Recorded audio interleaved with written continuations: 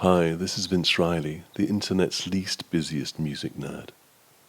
After 5 years since their last CD, much talk of its recording and release of its expected physical versions in June 2016, Radiohead quietly released their 9th studio album for download at 7:30 on the second Sunday evening of May.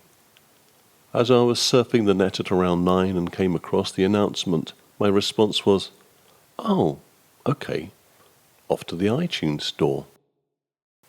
I'd already caught whiff of the first 2 tracks, Byrne, the Witch and Daydreaming, and loved them. So what was I to make of the rest? Because you just never know. Bowie's Let's Dance, Byrne and Eno's Everything That Happens Will Happen Today, Bjork's Volta, David Sylvian's Dead Bees and a Cake. None of them real stinkers, but definitely disappointments. But as everything is relative, these albums sounded so mediocre simply because these artists had already achieved so much better. Radiohead's follow-up to Kid A and Amnesia could only mean the highest expectations, so Hail to the Thief was a relatively safe collection of fairly dull songs, and so my reaction to A Moon-Shaped Pool? Well, I have to tell you, thank fuck it's great. Some reviewers have said that the string arrangements on Byrne the Witch reminds them of Johnny Greenwood's film music for Paul Thomas Anderson. That's hardly surprising, as it's him who does both. What's more surprising is to feature this approach to string arrangements on a pop single, if you can call that a pop single.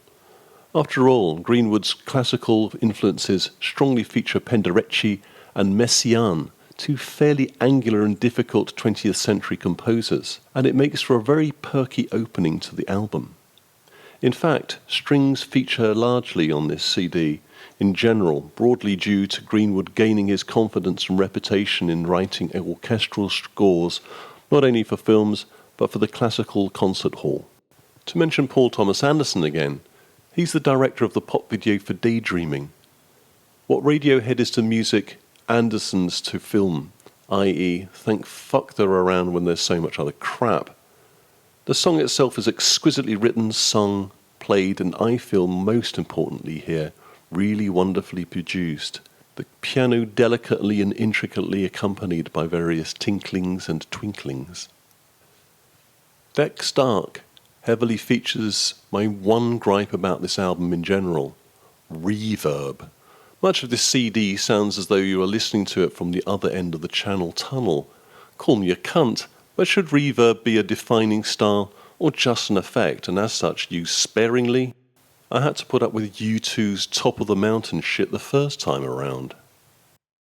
Desert Island Disc is also typical of this album, whereby it's a fairly traditional song, but spiced up with layers of beautifully produced accompaniment that drags it into the 21st century. The opening rhythm of Full Stop is pure Noi. If you don't know Noi and you pride yourself on groovy music taste, shame on you. Well, actually, they were a long time ago, but very, very important for what you listen to now, I'm sure. Radiohead have been known for years to love 70s krautrock, particularly Can, and, as we can see here, Noi. But I mean this reference positively. It's the same as in visual art. Music lacks depth without a sense of history. I first played Full Stop when driving on the motorway and thought the horns was a lorry on my arse. Radiohead may be considered innovative, but Glass Eyes is unashamedly pretty music. However, this to me is innovative, as it's not restricting their style to always sound innovative. Alles klar? As the old fuck I am, my gripe about pop music today in general is you've got to have a fucking tune. Give us a fucking tune. That's the fucking job. Rather than someone swallowing their tongue over a digital egg timer. Do you know what I'm saying? Identikit is, in my view, the low point.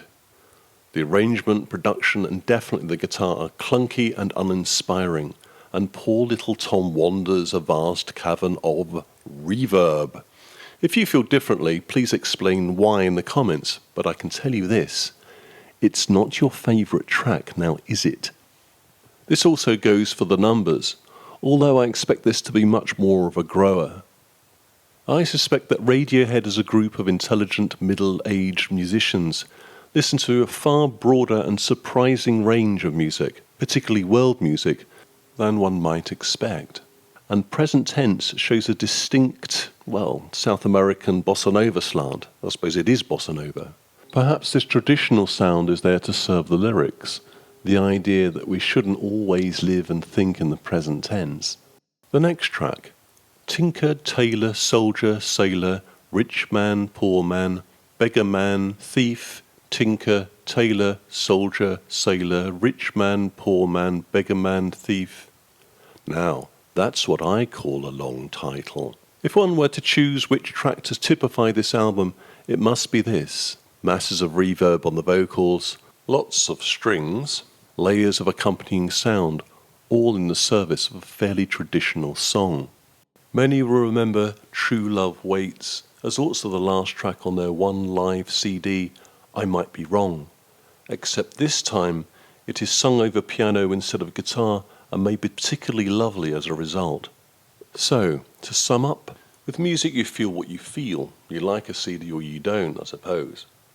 I'm relieved that after the long anticipation it was worth the wait, and its adventurous style I hope will inspire other young bands to be at least as bold in their own music. One worry for me is that each member of the band will now go back forever to other solo projects and collaborations, and that might be the end of Radiohead in the future. And this would be a great shame, as Radiohead are always, or nearly always, greater than the sum of its parts. I thank you for listening, value any comments, and a moon-shaped pool? Well, thank fuck.